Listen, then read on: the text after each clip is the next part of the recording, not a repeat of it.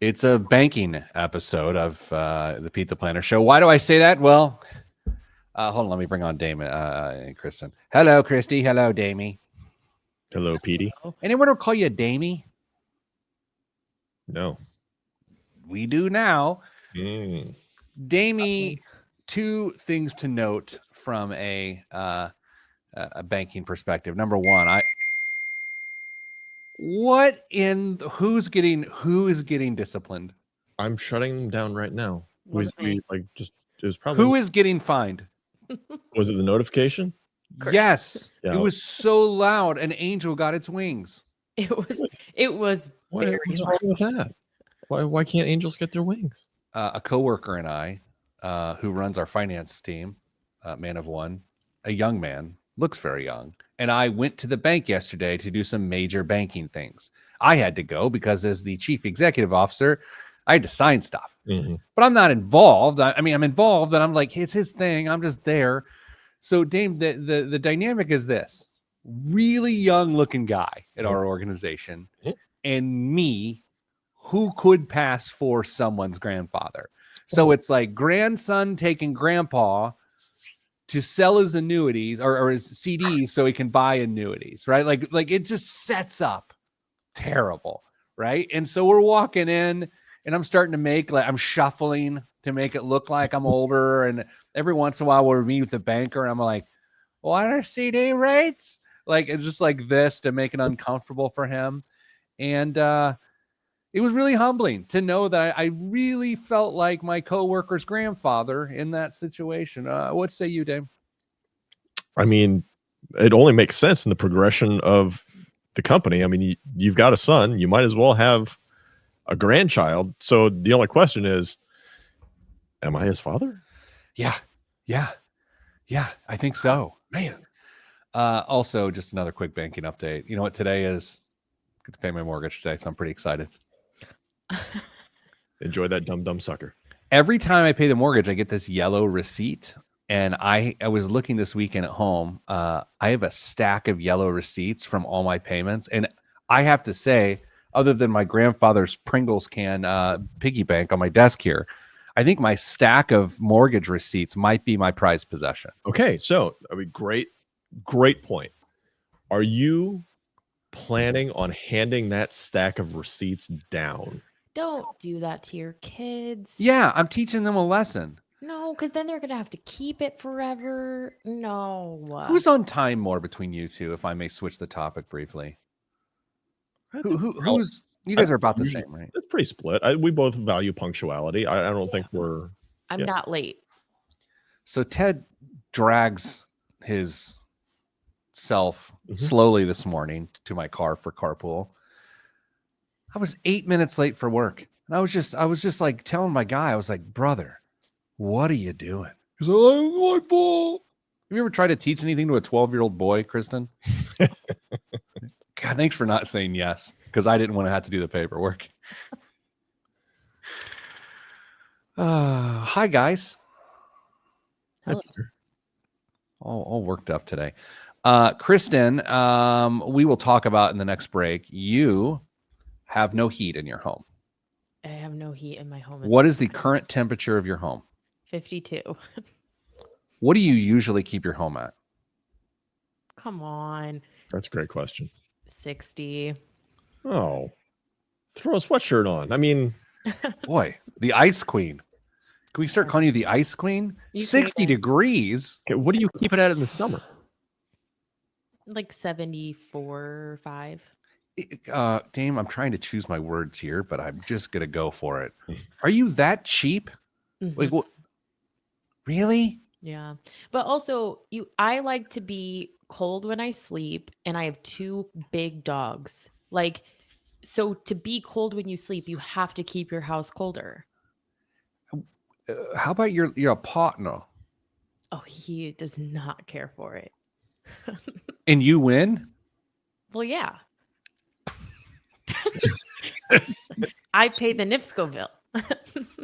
I say, if you want more heat, pay the bill. And he says, I'll get a sweater. Man, Dame, I'm learning a lot about Kristen on this show. What if he called you bluff? What if he said, "Fine, I'm gonna"? And what would you allow him to set it at? He could set it to whatever he wanted, but he wouldn't do that because then he couldn't complain. So This is the big talk around HQ this week is temperature of which people keep their house. We have one coworker, I think, that keeps their house at like 78 or like 84 or something. And it's like, what? I will not name names. All right, let's start the show. No one cares. What are we doing? What's this? Do you want to do the social media one first? I don't care. Is that your screenshot? Is that what you're talking about? Or Let's just go in 3, 2, 1. This week on the Pete the Planner Show, we answer your money questions. Here's how the show works. You email us, askpete@petetheplanner.com. That's askpete@petetheplanner.com. Whatever. We will answer your question on the air. Like, maybe. Like, we'll give you okay answers at best on the air. Joining me is certified financial planner Kristen Elanius and certified financial planner Damian Dunn. Hello, experts. Kristen, do you want to correct him? I was just going to say, do you want to correct him or do you want me to? Okay, go ahead. CFP board is very particular about how you refer to yourself or how you are titled on things like. They're not going to come after you, Pete, because frankly, it doesn't matter if they do or not. They don't have any legal power over you. But if we were to do it, they would insist that we refer to ourselves as certified financial planner practitioners. I hate everything. Dame, I told you when I had a securities license back in the day, I was on Studio B with Shepard Smith on Fox News. It was always a great show. And I was a regular guest. And once he welcomed me as personal financial expert Peter Dunn, and I got fined $1,000 by my broker dealer because personal finance expert was approved. Personal financial expert was not approved. And I hate everything. Anyway, on this week's show, several things. Speaking of dumb, Dame, Kristen, there are so many things on social media that look like really cool, catchy rules of thumb for personal finance. And then when you dig into them a little deeper, they get real dumb real fast. I saw one this week. And we're not naming names. We're not here to embarrass anybody. That's not the point. The point is be very careful what you see on social media as it relates to your financial decisions. And it was this chart, Kristen, that said, if this is your salary, this is the max you should spend on mortgage or rent. Okay, everyone loves something like this, even here at Your Money Line. And Pete the Planner, we have things like this. Ours are just good. This one makes no sense. And so let's spend some time going over how silly this thing is. Did you get a look at it, Kristen? I did. And apparently you've done research. So I did some math. I cannot wait to hear the conclusion that you've come to. Do you think we're going to have a fundamentally different conclusion, you and I? Oh, no. Okay. Dame, as a certified financial planner practitioner, do you have a feeling that this may go wonky for you? Highly unlikely, Peter. Okay, so the idea within the whatever this is, it says anything more than what I recommend, and you will not retire early or be work optional sooner than traditional retirement age. Okay, so this is suggesting if you spend any more than what this person says, then you will not. And I will argue that his limits are so bad that it's virtually impossible to retire on time at 67. Virtually impossible if you follow this. And so let's get after it. I'm going to start at $200,000 because I think it's sort of a funny place to start. Sure. He simply did what you might think. He said, I want 25% of gross income to go towards mortgage payment or rent. Kristen, you see this all the time, right? Yeah, for sure.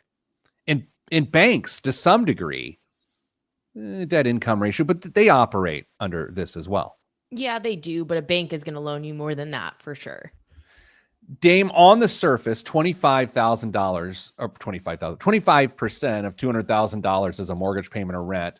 On the surface, before we get into my mathematics, do you have a problem with this? 25%? Yeah. No, I have no problem with 25% of gross. Are you pushing me here? Yeah, I am pushing you. Of gross? That might have a problem of 25% of gross. Okay, so here's the thing. If you put 15% of your paycheck into a 401k and you had average healthcare costs, your net paycheck in the state of Indiana would be $9,034 a month. The person here says that you should pay no more than $4,100 towards rent or mortgage if you make $200,000 a year. Dame, that is 46 to 47% of a person's take-home pay. Why is that bad? Oh, I don't know. I mean, there's other things that I like to do, like eat and travel and take care of my family. You are absolutely committing yourself to a huge chunk of your income going forward for 15, 30 years, and you don't have the flexibility you're going to need in your income to be able to absorb, when life happens to all of us. It inevitably happens to all of us where unexpected stuff happens. I don't care even if you have a good emergency fund already saved, because if you have to dip into it, spending half of your income on rent or mortgage is likely going to prevent you from replenishing that emergency fund should you need to dip into it. This absolutely hamstrings you, and you have to plan on everything going perfect, absolutely perfect for the rest of your life to have a shot at making it. Kristen, I just really regret what I did in the last 10 seconds. I looked up this person that gave this advice. Have you looked this person up? I did not. Fitness, money, and life coach. And the cover photo is this person with amazing abs, like really great abs. He is hot, but dumb. Because Dame, not only will a person, if they follow this advice, not retire on time, this idea of early retirement, which is always this carrot of YOLO, no way. There's absolutely no chance. Kristen, $200,000 income, 15%. So we're going to say $9,000 a month of take-home pay. Okay. What do you don't have to follow your money line 25%. What do you want the mortgage payment to be if your take-home pay is $9,000 a month? I would start with 25%, but gentlemen, I'm not sure I Where? have as firm of a stance as the two of you do. Really? Yeah. You don't have the same hardcore curmudgeon stance as two hardcore curmudgeon elders? Believe it or not, no. And the reason is a concept that we've talked about before, which is that 25% rule does not feel the same at $200,000 a year as it does at the median household income of what is the median, like 73-ish. So it's much more difficult when your median household income is lower because you have less margin. Okay, so I agree with you, actually. I shouldn't be surprised. You are a certified financial planner practitioner. Bingo.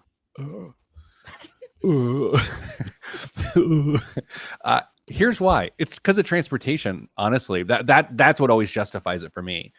Is that if you're making $200,000 a year, yeah, you can spend more on housing because you're likely to not spend a proportionate amount of 15% of your income on transportation. If you're making $100,000 a year, 15% on transportation on that net, which is $4,500, is going to be different.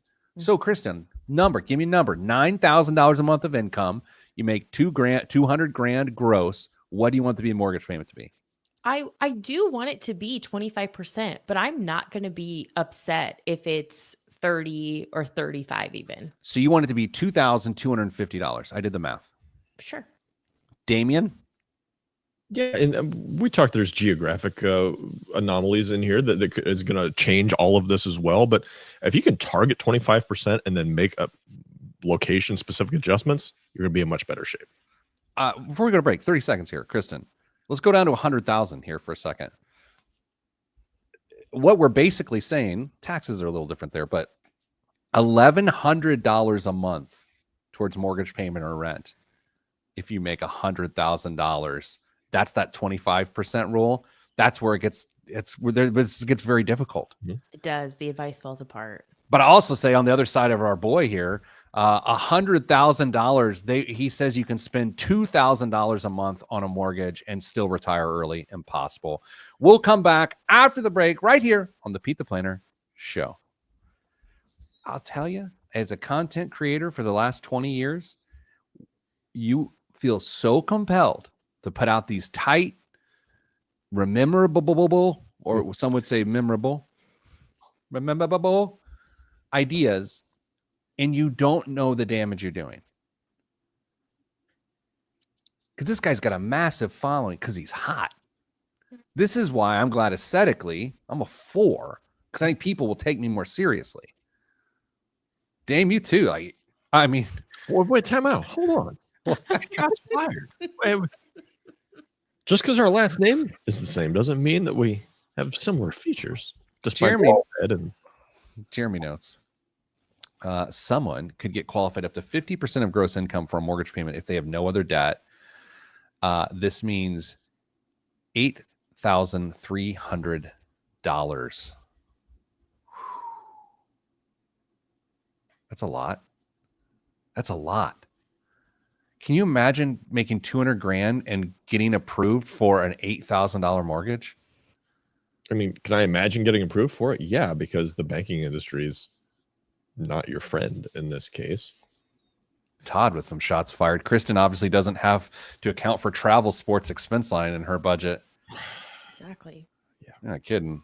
I have so much more room to pay interest on my mortgage. Right now, Ted Dame, did I tell you Ted, young Ted, is playing in a Liga Latina soccer league, indoor soccer league.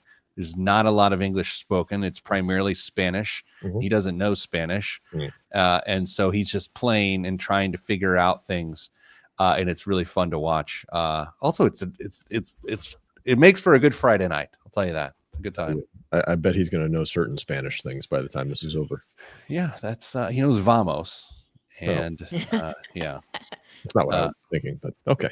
What are we doing next? It's your show.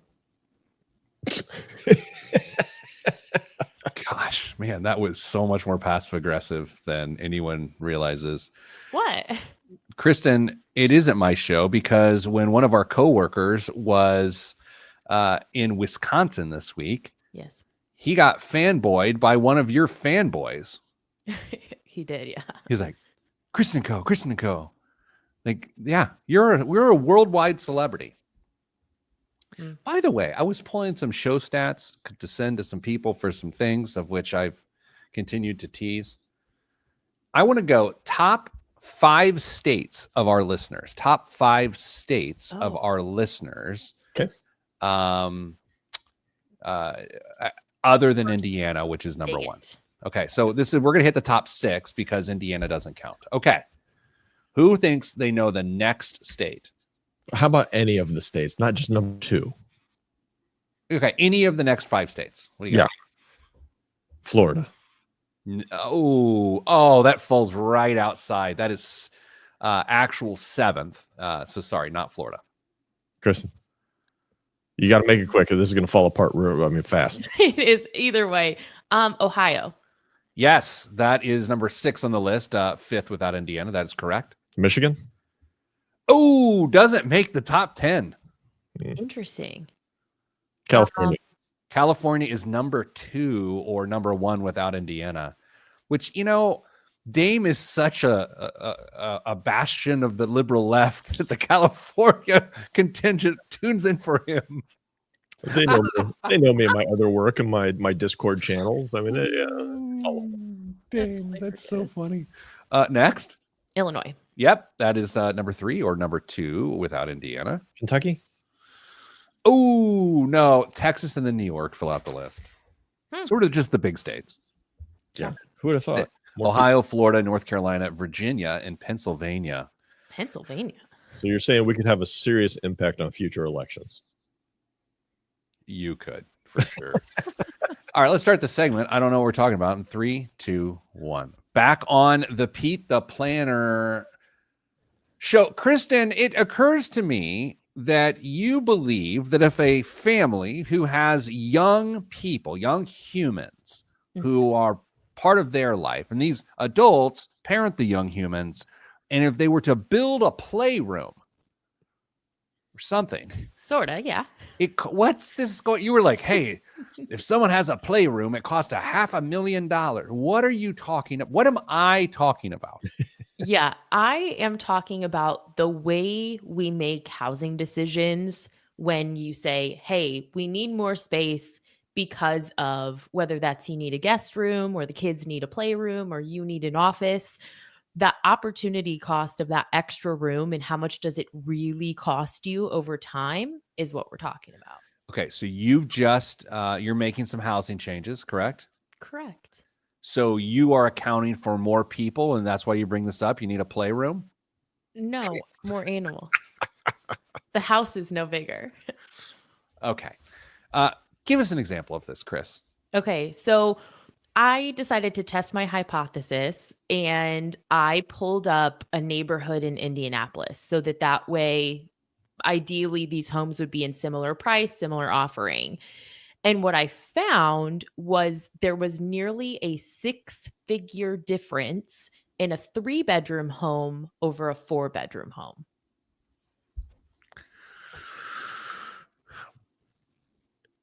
Is this earth shattering? Like, what am I?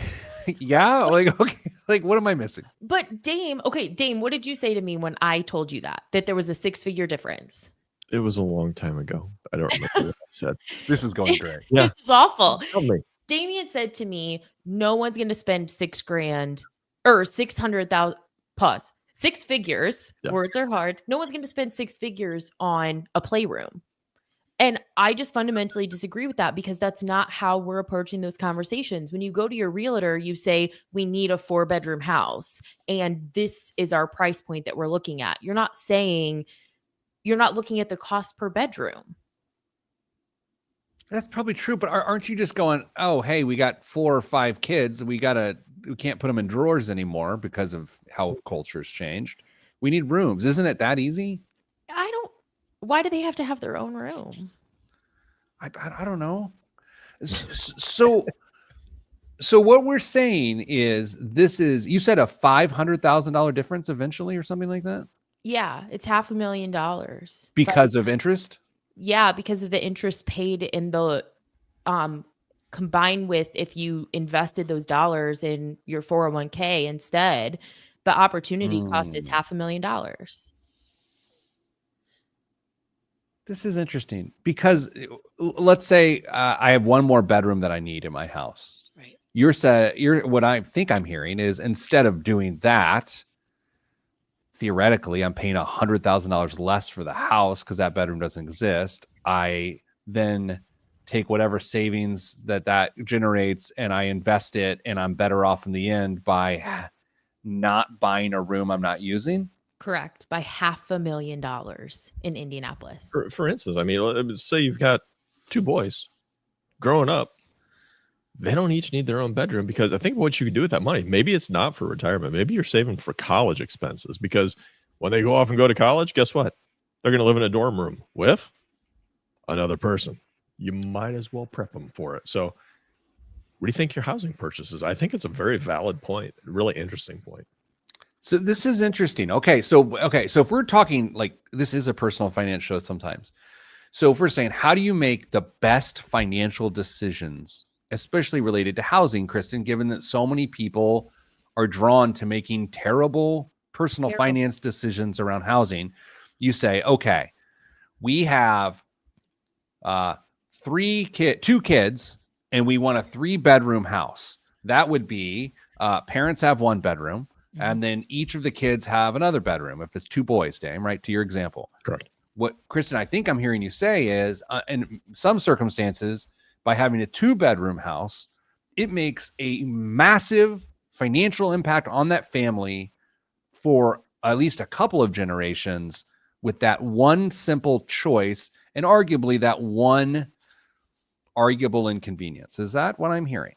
Absolutely. But I would take it a step further and say, I'm not even advocating for you don't give everyone the space they truly need, but it's that next step of like, well, we need a guest room, or that's going to be used how often, or we need a dedicated space for an office that, okay, why couldn't the desk go in the basement? I think it's that really that I'm advocating for, which is that extra space.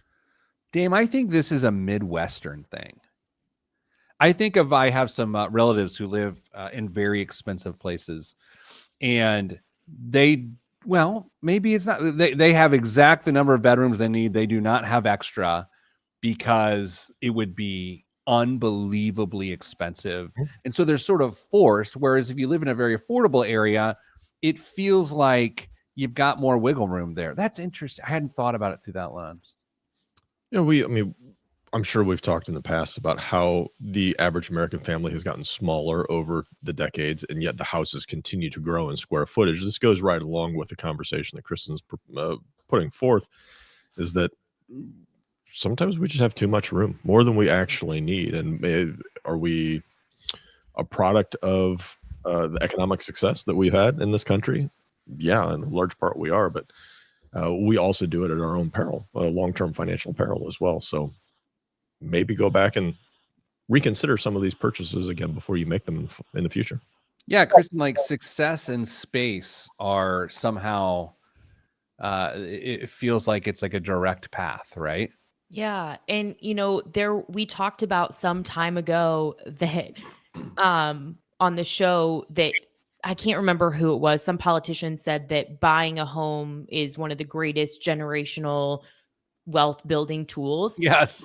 By buying less of it. You want to talk about creating generational wealth, buy less house, use that money to make more money. And that's wealth that can be used, passed down to your children versus, hey, mom and dad have to die so that we can get the equity that's locked up in this house. I'm going to ask you guys something, and I am putting you on the spot. So just know, and you can always punt as always. Given your housing situation right now, Kristen, yours is a little complicated. Do you want more space than you have? I'm going to start with Dame because Kristen's yours is kind of a weird question given where you're at. But Dame, right now, in the space that you have, do you want more space? No, the only reason I hesitate is because we built the place that we're currently in. There's always, like half a dozen things you wish you would have done differently. And there's a couple things that would have led to more space, but we're fine with what we've got. Kristen, can you even begin to answer that question, or is this a little weird for you right now? I have way too much space. You have a 2-bedroom? I have a 2-bedroom condo, and it is way too much space. It's a full basement too. Yeah, and it's a full basement. I use a fraction of the space. Here's one for you. Again, it has to do with who's in your household too. We have a 5-bedroom house with 2 children. One of the bedrooms is in a basement, and that is a full basement. It's 4,000 square feet. Right now, probably a little too much space. 5 years from now, way too much space. Way too much space. And then I think ultimately what ends up happening is because you don't want to make a change or, again, change management, you just end up with too much space. Interesting. Thanks, Chris. What's the next? What are we doing after the break? Dame, tease it. What are we doing after the break? You don't want to miss it. Tune back in as we talk about whatever we think of. No, we got a question about an inheritance or... Oh, yeah. Tax stuff, inheritance. Who knows? Oh, it's the best show in the world. I'm Pete the Planner. This is Pete the Planner Show. Kristen, did that go the way you wanted it to go? Didn't start the way I wanted to. Well, you put me in charge of starting it. Jason, are you saying that you think I did or that I didn't share a room? Hold on. Okay. Jason says odds Kristen didn't share rooms with a sibling growing up. Kristen, I always assumed you did share a room with Caitlin. Is that true? You didn't? No. Wow, I would have bet you did. Mm-mm. At least for a while. No. And we had an extra room. Yeah. Getting texts from my teenage daughter right now while she's supposed to be at school. So this is fun. What are these kids? She's telling me someone. Oh, she's just telling me there's a change in coaches at her school that she wanted me to know. Okay. Let's do this question. Let's go. Because I have to do other things. Sorry, Jeremiah. There we go. 3, 2, 1. Back on the Pete the Planner show. Dame, from time to time, we do get questions on this show, and I have one here in the inbox. Hi, Pete, et al. Et al is Latin. I believe it means and all. I think. Long-time listener, first-time caller. My mother recently passed away, and I will be inheriting her retirement accounts into an inherited IRA, which needs to be withdrawn within 10 years. She had already started her RMDs, required minimum distributions. So I know I will need to always timeout. Dame, time for timeout? Yes. As written, I have to tell you, this is interesting writing as a writer. So I know I will need to, comma, two. Very rarely do you see 2 and 2 next to each other, different forms, separated by a comma. It's actually lovely. I don't know why I'm bringing this up. The total amount in her accounts is around $330,000. I hope to put $8,000 in a Roth IRA each year, but I'm looking for ideas of how to offset my income taxes for this additional amount each year. Thank you, Dane. Before we get started, emailer, so sorry for your loss of your mother. May her memory be a blessing, but we can do our best to try to answer your question here. Dame, you have some experience in this area. So can you help us understand what's going on? Yeah. So the writer, so I was looking for a name just in case I missed it or you didn't read it, but mom passed away, had some inherited accounts. Unfortunately, Uncle Sam says, you know what? I'm going to require the taxes off of that money. Your mom was already making the required minimum distributions, but regardless, you're going to need to as well. RMDs have actually changed a little bit over the last, 3 years when that law changed potentially, Kristen? 2019? Who knows? It was last year was 1984 as far as I'm concerned, so it doesn't matter. And the way it works, super quick instruct on how required minimum distributions work. You take the ending balance of the account at the end of the year. You divide it by a factor found on a life table that actuaries put together, divide the amount by the number, and that's how much money you have to take out of the account the following year. Now, it could be a lump sum, could be quarterly, could be weekly. However you choose to do it, once upon a time, you just took that essentially for the rest of your life. Now the government forces you to take it out within 10 years. So there are a couple different ways that you can potentially manage how that taxable income, that side of the taxable income, because it won't be just an 330 divided by 10. It'll be a different amount each and every year. You can take more than the required minimum distribution, but you don't have to. You have to take at least that much. So looking for ideas on how to offset income taxes each year. So the easiest way, assuming you're still working, emailer, jack up that employer retirement plan contribution. That is going to be the most straightforward way to do it. And if there's an HSA available to you based on your health insurance plan that you've got at work, absolutely do that. That is going to be the lowest hanging fruit you can possibly do it. And if you can offset the amount that you contribute with the required minimum distribution, your income doesn't actually change. You're just diverting some of it back into a tax sheltered location at that point. So if you're looking for low hanging fruit, juice up how much you're going to contribute to traditional IRAs or retirement plans, not Roth IRAs. All right. So I got to back up. Sorry. I'm dumb. I'm not a certified financial planner practitioner like you two. I'm barely I don't know what I am. See, no, I'm actually, that's not worth a lot these days. Kristen, this is all a function of, this was tax qualified money for another person. The mother received tax qualified status, tax advantage for a very long time.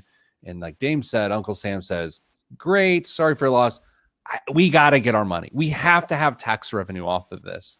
That is the basis of all of this, right? It is. They used to allow you to take that over your life as the beneficiary, often called like the stretch IRA. But now they say, we're going to need it sooner than that. And Dame, not to get in government spending and taxation here with you, Mm. I kind of get it. I kind of get why they want it. We can say it's unfair, they waste the money. I kind of get from a tax revenue standpoint of why this exists. If we're being completely honest, I do too.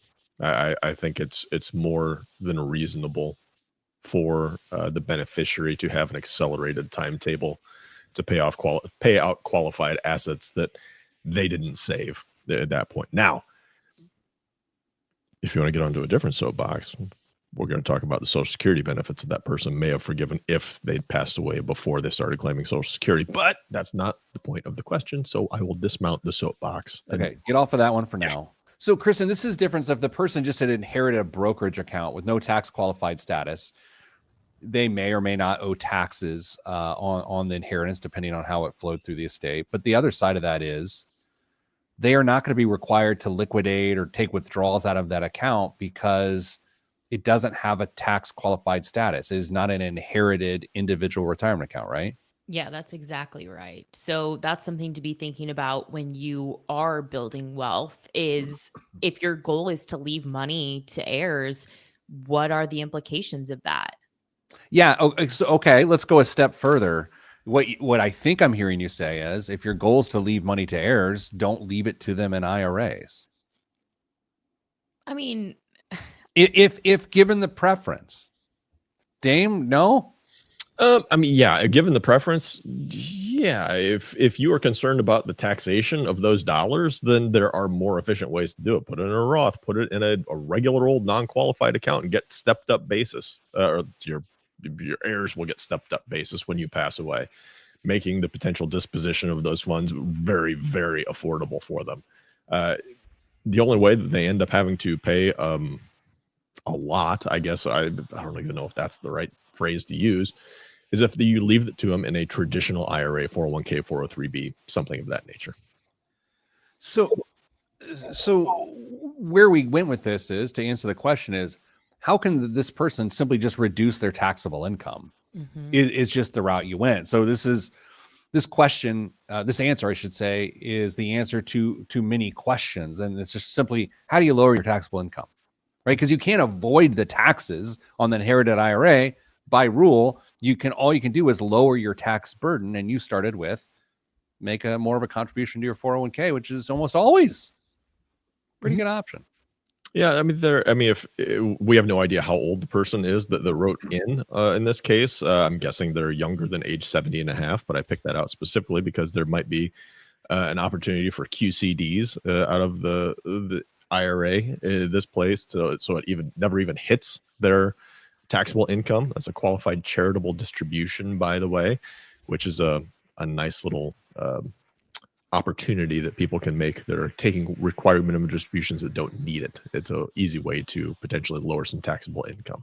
All right. What are other quick ways to lower taxable income? I'm going to guess you're going to say, all right, Kristen, we should have a guessing game of what Dame's going to say. I'm going to say maximize HSA contributions. Yes, I said that earlier, but yes. Yeah. Well, I don't listen, but if I were to not listen, I absolutely would say that. What else? Well, I mean, taking this a step back, I mean, I know it's kind of overwhelming, but look at a 1040 and look at the above the line deductions and just know what things are available. I mean, or look at a Schedule A if you're going to itemize your deductions and just see what opportunities could be there based on your unique circumstances. Yeah. So Dame, this is a challenge. This is like anything a person encounters in their personal finances. This is just an encumbrance, something someone encounters, they've got to deal with, and it just sort of happens. It's not bad. It's not convenient. It's just, you got to do your best to lower your tax burden. It's that simple. Yeah. I mean, it's just, it's going to be a very common event for us as people pass away that have IRAs and 401ks going forward. Good times. All right. Coming up after the break, we got biggest waste of money of the week. I feel pretty good about this one this week, but I also feel like I'm just calling now. Kristen's going to have a really good guess. and current events. A lot going on in the world. And maybe we'll find out if anyone in this show made a crypto investment after the crypto episode last week. We'll find out next. I'm Pete the Planner. Actually, let's do this. In our show Slack channel that is not on the air, because I don't feel like I want to out people individually here. If you've made a crypto investment, put yes. If you haven't, put no within the last 168 hours. Okay. And then I'm not going to say who. I'm just going to say someone did or did not. All right. Went exactly as I thought it would. Someone on this show has made a crypto investment after the crypto show last week. Someone on the show. Now, that being said, you should go listen to the show if you missed that episode. Number two, that is not investment advice. Just because 2 out of the 3 of us are certified financial planner practitioners, CFPPPs, you should not take that as advice. All right, let's keep it rocking.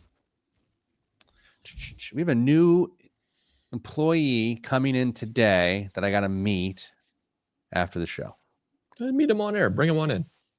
You think they're a college student? Do you think I should do that? Yeah, in one of the segments after this last segment, bring him in. Let's see how they do under pressure. Oh, that would be so mean. I would never have come back if you guys did that to me. What do we think? Do you think I should bring in a college student in and just like, hey, they've come been on in over YouTube and TikTok, and they're just a bigger social. You tell him, Grandpa. TikTok. TikTok.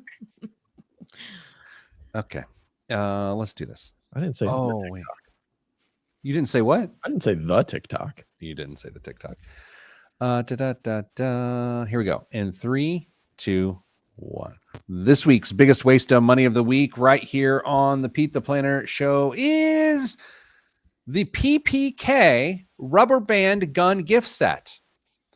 The Walther PPK is an iconic gun, thanks in part to it being the preference of one Bond, James Bond. This gift set is built around a pair of hardwood PPKs, complete with walnut grips. The set also includes a squad of little green army men, like the ones you grew up with, to fire at when you're battling it out with friends. It all arrives packaged in a fitting U.S. military steel ammo can with 1,500 plus rounds of ammo, which are just rubber bands because it's a rubber band gun.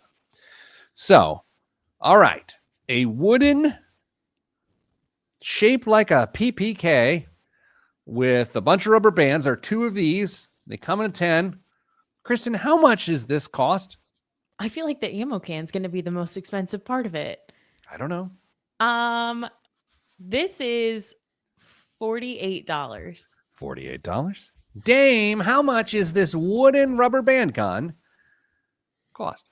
I really planned on saying 49, but I won't do that. So I will go $29. $80. $79.99.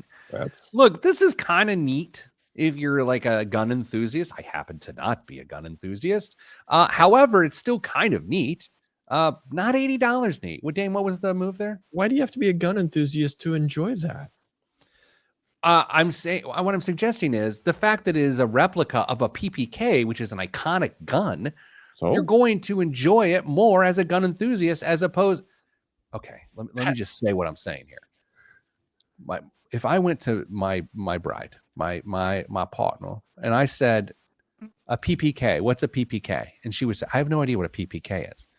That I'm saying a person like that is less likely to appreciate this than a person who knows what different types of guns are.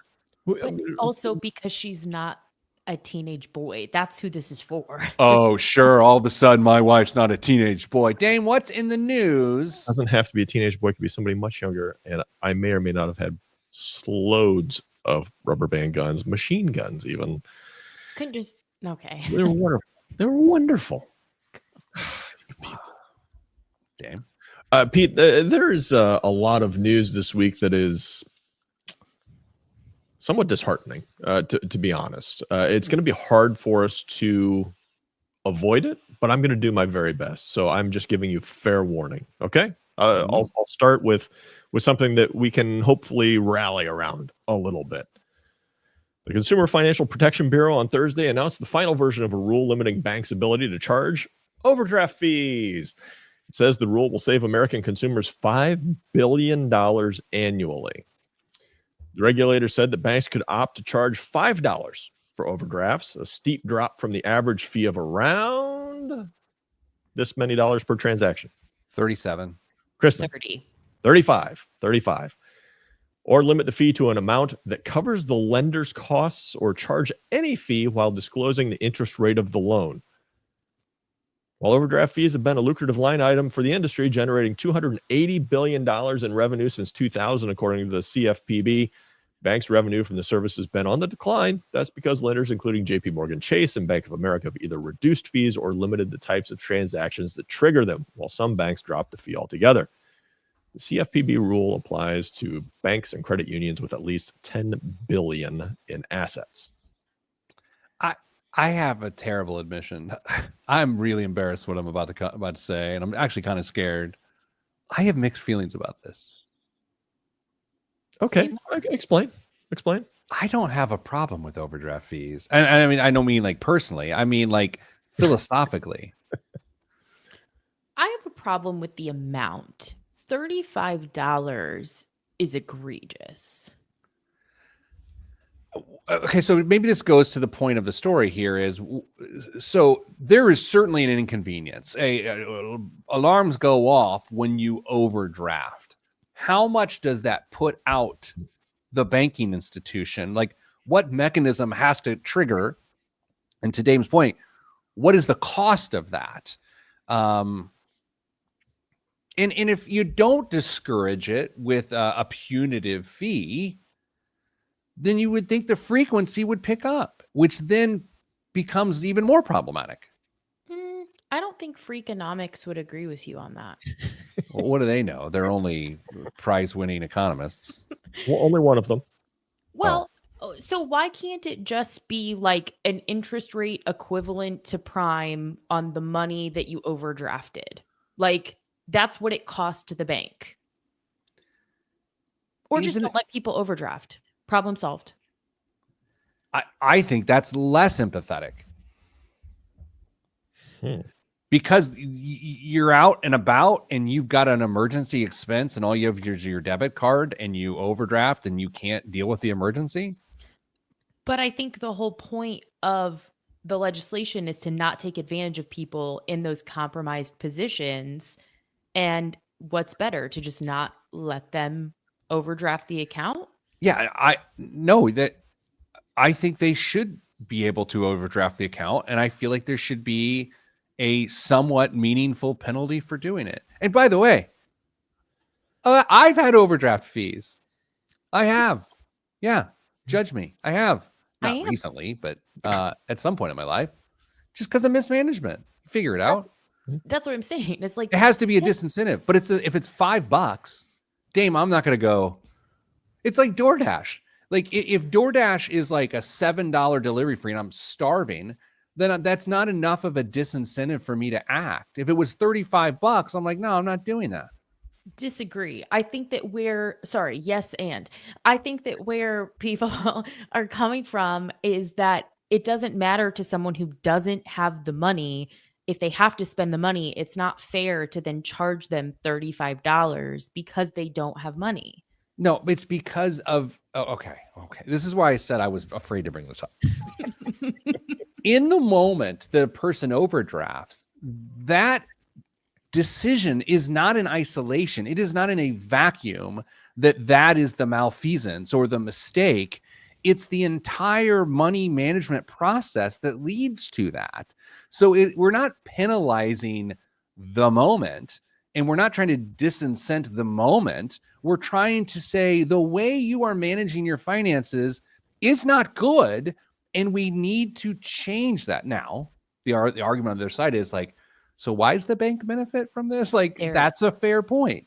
But I don't think the overdraft itself is the mistake. I think the mistake is way before that. Dame, you are a certified financial planner practitioner. I just learned this phrase today, so I'm going to keep going with it. What do you think? I'm torn. I tend to agree with you a little bit, Oh boy. but I mean, let's get away with me agreeing with you for a second, because you did say something I thought a bit curious. You said if you were out and about and you needed to fix a problem, why couldn't you use a debit card and overdraft? But yet I do believe I was chastised roundly by saying you should travel with 2 credit cards in case one doesn't work. You would rather somebody spend money they know they don't have in a debit account versus just having another credit card as a backup. You are Kristen's arguing this. I'll bring up Kristen. Kristen's talking about marginalized people I am. here. Marginalized people may not have access to credit, especially 2 credit cards. They've got access to one piece of plastic, maybe a daily pay debit card for that matter. So I think my point is, anyway, I win.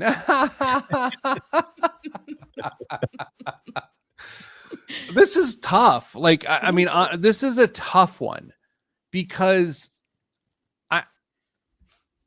here's the hard part. Of course I have empathy for this situation, but it is the person's fault that overdrafts, and it is not the actual overdraft that is the problem. The problem is deeper than that. And the overdraft fee acts as a conduit to change. And it's with that, I let no one else talk because the show is over. One last show, I think, next week for the year.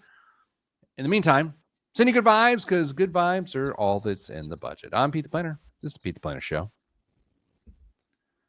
Spicy. Yeah, I guess where I think with any fine, it's like when the NFL, when some guy in the NFL does something stupid and he gets fined and the league gets the money or the league donates the money, like how does that work? They usually donate it, don't they? Or it goes to some charitable organization. I don't know if it's their charitable organization. The Roger Goodell Retirement Fund. Like, I think anytime someone is fined for anything, it is meant to be a disincentive. And so you could just argue, well, that fine is just benefiting the organization, the governing body, but it's like, you could make that argument about any fine ever. And so it's just because people don't like banks and I'm like, why am I defending banks? That was one of the things that I would have loved to have brought up, is that based on as much as I know of you, for as long as I've known of you, the fact that you are defending banking is just wild. What is wrong? What? Anyway, Kristen, you sold your house. Verbally, yes. You verbally sold your house. Correct. Auction style? A handshake. Oh. Can I ask questions and you can tell me to shove it if you have to? Yes. Did a sign go up in your yard? No. Okay. Man, you can tell me to punt sooner rather than later, because the next one's harder than I thought it was going to be. Okay. Why not? Why didn't I put up a sign? Yeah, why not bring more? Why not have milkshake bring the boys to the yard, right? Like, let's have more buyers in the marketplace. No, I don't need strangers coming in and out of my house. I showed it one time. The couple liked it. I feel comfortable with the price. Bada bing, bada boom. Dame, can I ask you questions as her proxy? Because I'm starting to feel like I don't want to put her on the hot seat. I just have questions. Am I answering as her? Oh, no, I don't think we want to do that. Kristen, by the way, none of these are judgment. It's just all curiosity, right? Because obviously I trust you to make amazing financial decisions, as you do for yourself and everyone here at Your Money Line. Dame, if there's one private sale, don't you always worry about the price of the transactions, the right price, because the market hasn't been set? Or how do you think about that? I mean, there's the side that's going to say you're going to try and maximize the value of the property, and there's also the other side that says A, convenience, and B, just getting it done at this point and not having to worry about owning 2 properties at once, potentially, which I've done, not intentionally, but it wasn't a fun process. Kristen, does that the convenience and having it done, I gotta guess that's the big one. Yeah, absolutely. And we're not moving until the spring. And I'm hoping for a very flexible move, and they are not on any specific timeline. So that's worth a lot to me. How do the real estate fees go? Well, you pay none when you sell it yourself. I'm paying no real estate commissions to buy or to sell, gentlemen. How did the buyer find you? The buyer found me because I am on the board of my HOA, and Power move. the yeah, Oh, she holds 2 positions on I her board. do. The vice president is moving, so she had to resign, and someone who wanted her house but didn't get her house then wanted my house. Dame, does this make Kristen a politician? I think so. Is it an elected position? No one else wanted to do it. I was voluntold. So Kristen is a politician. This entire time, I thought we've been having good faith conversations about politics on the show, not knowing that you're a plant. Yikes. What would your campaign slogan be for your next election, Chris? That's an amazing question. I feel like it's better if you guys tell me what my campaign slogan is. Elanius for all of us. Oh, That's a pretty good first rip. yeah. Okay. In Kristen's name. Really sort of a playoff on Christ's name. No, that's probably not good. Right. No. Number 2 is no good. Just I don't know. I like it. How, Kristen, did you consider keeping this property and accumulating a little bit of a real estate portfolio? Yeah, originally that was kind of my goal. I never moved here thinking that this was a long-term goal. I don't really want to live in town, and I do now, which is relative. Pete would not say this is in town, but for me, this is in town. And my original thought was, yeah, I wanted to have it be an investment property, but I really, really, really love this house. And emotionally, I don't want to deal with other people living in it and not potentially caring about it the way I do. And when do we think you're going to move into the other place? Hopefully before like Independence Day, because I want to have a party. So what are you going to, so you've just sold this house. When do you move out of this house? There's no date. How do things go in the country here? Like, I don't understand there's handshake deals. There's like 7-month delays. Yeah. What is going on? Nobody wants to move in the winter. We have to put up a fence for cows. We can't be moving in the winter. The couple that's moving here is retired. They don't want to move in the snow. Worked out well for everyone. Dame, all we know is I will be purchasing a donkey for Kristen in 2025. It's going to be beautiful. Pete. Actually, if I can get a deal, I'm buying a pair and they're Pete and Dame. I'm all in. Can one Be a girl? no Oh, it'd be Pete. no my what do you call my partner? Your life partner. He requested that at least one be a working Well, that's going to donkey. be Dame. I want to be the leisure ass. Yeah, can you we can get a mini and an actual working donkey, and they can be Pete and Damien. Dame, you should have the working donkey named after you, right? I think so. Okay. And I'm more of a show pony. Like, am I the show donkey? Yeah. Prancing around the barnyard. Whoa! Hello. Can you? This seems like a dumb question. You can't teach a donkey to talk, right? It's not like a parrot or a cockatoo or some sort. They go, like, can you get them to like do anything? Go up and do lessons? No, but they are very vocal. So Shouldn't I be the more vocal donkey though? Shouldn't we should take this under consideration? yeah, that's true. That's Oh, true. the college students here. Should I pull her in? Oh, Absolutely. Introduce her to the. I feel like that wouldn't be great. Is she whose side of the business is she going to be under, Ben or Molly? Ben. I think he'd be okay with it. I feel like I'd get a talking to. Turn talking to. I'm so excited about this donkey. I've been researching it, and Chris and I even sent you some goat prices last week. You did. And in the spirit of the donkeys, I've also it was requested that I ask you to look up like donkeys actually working to break cattle. Like Before to, you, like YouTube, or do you mean like the prices of breaking donkeys? no, as in like YouTube of like when donkeys break cattle. Oh, okay. I'll look at that. As long as you look at giraffe fights. Were they- Those are wild. Oh my gosh. Do you think these two donkeys, the show donkey and the working donkey, could have a giraffe fight on your farm? I don't know that they could. I mean, Have you seen a giraffe fight? yeah. Oh, okay. I think we've covered it all now, right? This has been the Farm Report on WIBC. Thanks for joining us. Oh, we're off the radio now. Like we're literally everyone is hung up. What do you hang up a phone? Everyone's hung up. What a boomer. Everyone's like, I'm done listening. They just slam the stupid phone now. All right, here's my request. When we get Dame and Pete, the donkeys, Okay. there's got to be a photo shoot, right? Like Dame and I got to Oh. be right. Can I ride a mini donkey? Not a mini, But if I stand over it and like I don't lower myself onto the donkey, I guess it just depends on how tame they are. would it buck up?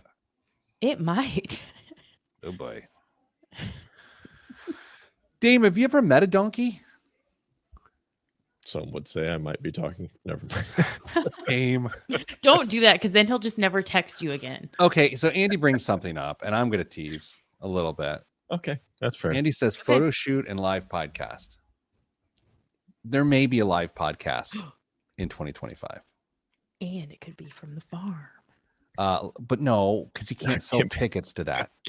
There's plenty of room. Oh, there are always a live podcast, but I'm saying like an in-person podcast with an studio audience. What are you going to sell tickets for your hay bale seats? yes. Okay. Do I have to feed the donkey, or can I just buy the donkey? You can just buy the donkey. You don't have to come up for chores every day, Pete. They'll take care. Once a month, you will have to do chores. So. Will you? I think you should have a live donkey cam. Oh, you could. I could, because we could get like put a blink or a ring cam just on the pasture so that you can check in. Will this be like an indoor? Like I know, like Arnold Schwarzenegger, doesn't he have an indoor donkey? Will not be in. But you said it's like a little show pone, like right? Like it can just like walk in and broadcast with you, right? in my house. But it's a farmhouse. I don't know how things work. Do you even own shoes? Like what's going on? This isn't like Mr. Ed where there's like a split door and he just pops his head into the building every once in a while. Yes. Like the Craig Ferguson show. Do you ever watch his late night show where he had his pony and the side just standing there? Yeah. My dogs don't even want to participate in the show. The donkey is not going to be interested. Your dogs do want to participate in the show. You're just a show hater. They're As it relates. literally sleeping. They could. If they knew I was here, they would pay attention. Yeah. Okay. That's all I got. Stay getting money.